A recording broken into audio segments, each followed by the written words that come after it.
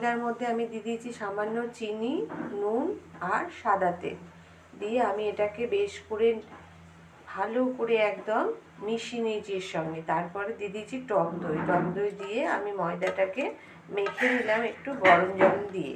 এরপরে আমি এটাকে গরম জলের বাটিতে উপরে 1 ঘন্টা রেখে দেব।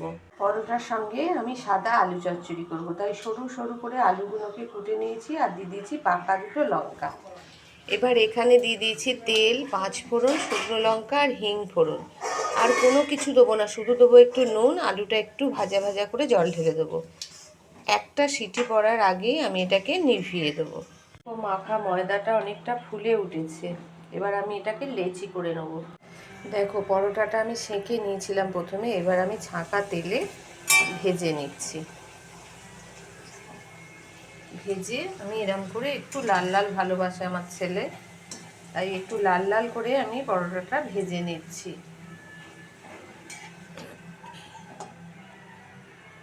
দেখো পরোটার সঙ্গে সাদা আলু চচ্চড়ি এইভাবে বাড়িতে বানিয়ে দেখো, অসাধারণ লাগবে।